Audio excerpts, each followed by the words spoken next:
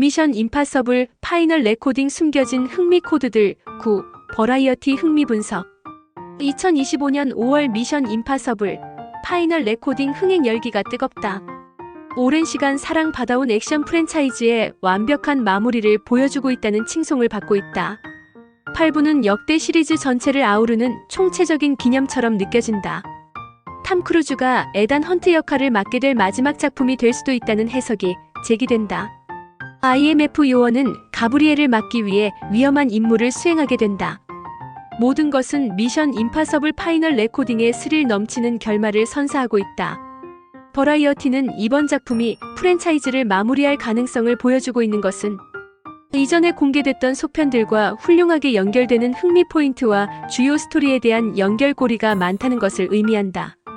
미션 임파서블 시리즈는 이전 영화들과의 연결고리를 지나치게 강조한 적이 없다.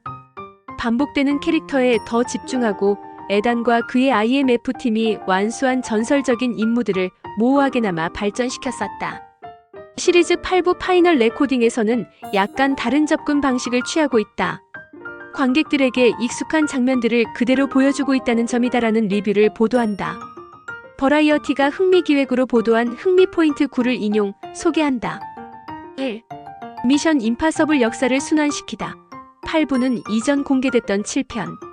영화의 하이라이트를 몽타주로 선보이며 시작된다. 미션 임파서블 파이널 레코딩 오프닝 장면은 역대 프랜차이즈의 주요 장면을 회고하는 것으로 가득하다. 역대 프랜차이즈의 하이라이트를 수백 번이나 훑어보는 장면들이 등장하고 있다. 모든 장면을 하나하나 살펴보기는 너무 어렵다. 몽타주에는 역대 프랜차이즈의 중요하고 상징적인 순간들이 거의 모두 담겨 있다. 몽타주는 앞으로 이 시간 49분 동안 이어질 파이널 레코딩 분위기를 조성하는 데 결정적 도움이 되고 있다. 이미 공개됐던 흘러간 영화의 영상을 재활용하여 관객들에게 이전 영화들의 주요 이야기를 재음미해 볼 수 있는 기회를 제공하고 있는 것이다. 파이널 레코딩 오프닝 장면에서는 역대 주요 영화들의 대사를 내레이션으로 활용하고 있다. 에단의 행적과 함께했던 여러 캐릭터들의 일상을 보여주고 있다. 루터빅 라임스, 벤지 사이몬 페그, 일사, 줄리아와 같은 주요 캐릭터들이 모두 등장하고 있다. 몽타주 장면에서는 첫 번째 영화의 맥스 바네사, 레드그레이브와 이전 두 편의 맥스의 딸 알라나가 등장하고 있다. 제인 카터와 린지 페리스와 같은 단역 캐릭터들도 등장하고 있다. 현지 영화 광들은 오프닝에서 등장하는 모든 장면과 캐릭터를 자세히 살펴보려면 나중에 파이널 레코딩을 초 단위로 분석해야 할 것이라는 즐거운 비명을 제기하고 있다. 미션 임파서블 3의 중요한 사건들을 다시 보여주고 있다. 파이널 레코딩에서 가장 강력한 장면은 에단이 미션 임파서블 3에서 자신의 행동에 직접적인 책임이 있다는 것을 제시하고 있다. 영화는 에단이 세계를 종말시킬 수 있는 생물학적 또는 화학적 물질을 포함하고 있다고 여겨지는 위험한 무기인 레비풋을 찾는 과정을 펼쳐주고 있다. 에단은 여러 차례 이 무기에 대해 엔티갓이라고 부르고 있다. 종교적 풀이는 파이널 레코딩에서 다시 등장하고 있다. 레비풋이 결국 원시적인 AI였음을 밝히고 있는 것이다. 할리우드 리포터는 이들 장면 설정에 대해 종교적 이미지 마이너스 십자가 모양의 열쇠와 그것을 숭배하는 시종들의 등장 마이너스를 미묘하게 설명해주고 있다. 이것은 에단의 반신 개념과 연결하고 있다. 프랜차이즈 전체의 모든 것이 서로 연결되어 있음을 증명해주는 설정이다. 이전 영화들의 모든 것을 하나로 모으는 매우 순환적인 계시다라고 풀이해주고 있다. 3. 오웬 데이비안 필립 세이무어 호프만 앤드 줄리아 미셸 모난 미션 임파서블 3 스토리 공개. 가브리엘의 사이 모랄레스의 악당 오웬 데이비안과 에단의 당시 아내였던 줄리아에 대해 이야기하기 시작한다. 미션 임파서블 3을 직접적으로 언급하는 장면도 등장하고 있다.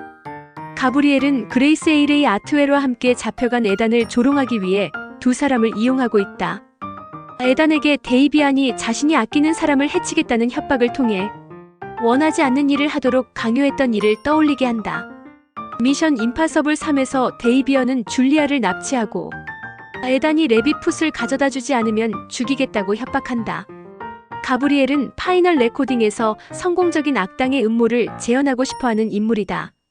그는 에단에게 필요한 하드 드라이브를 가져오지 않으면 그레이스를 죽이겠다고 협박한다. 천만다행으로 가브리엘의 계획대로 일이 진행되지는 않는다. 4. 돌로의 북극 새 보금자리 윌리엄 돌로에게 1996년 시작된 형벌은 아직도 진행 중. 파이널 레코닝에는 새로운 배우들이 여러 명 등장하고 있다. 시리즈 8부에서는 프랜차이즈 초기 몇몇 기억에 남는 캐릭터들을 다시 등장시키고 있다. 가장 기억에 남는 인물은 1996년 미션 임파서블에서 에단이 랭글리에 침입한 사건을 잘못 처리하면서 직장을 잃게 된 CIA 분석 요원 윌리엄 덜로롤프 색손이다.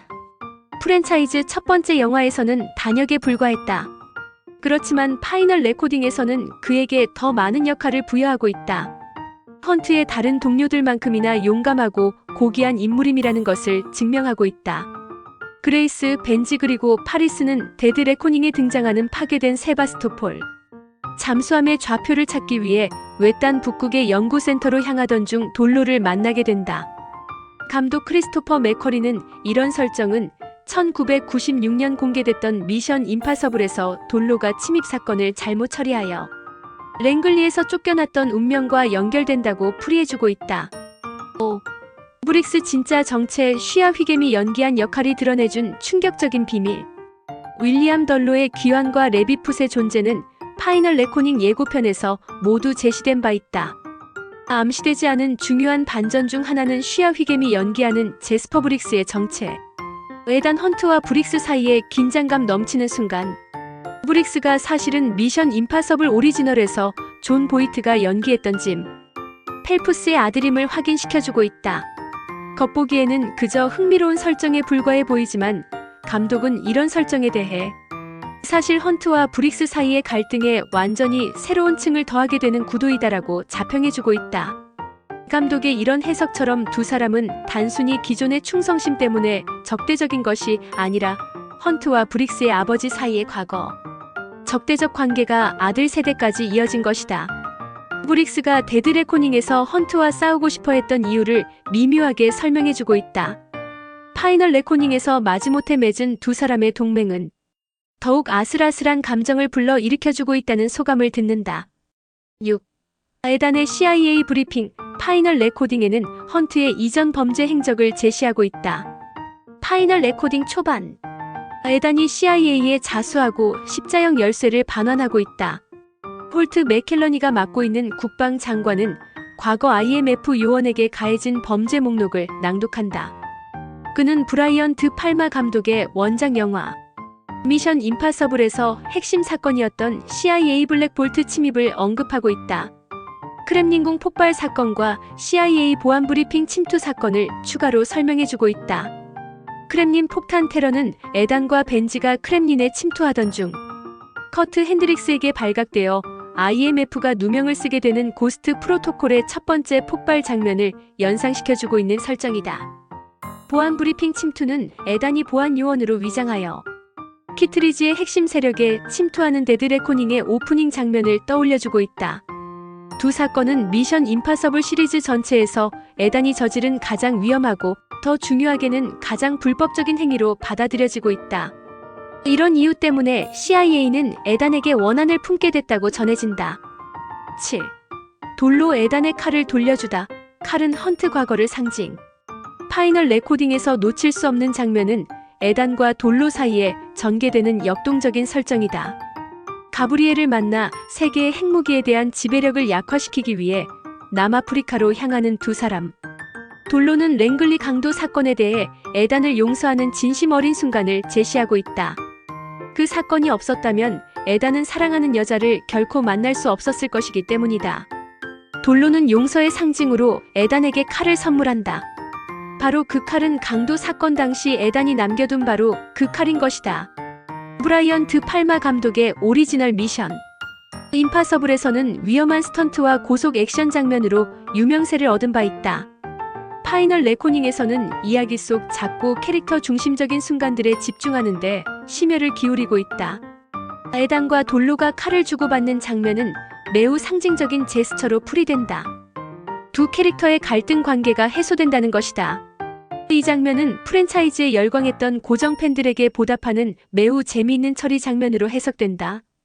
뿐만 아니라 마지막 순간에 에단의 이야기가 완벽한 반전을 맞이하는 것을 보여주는 설정으로 풀이됐다.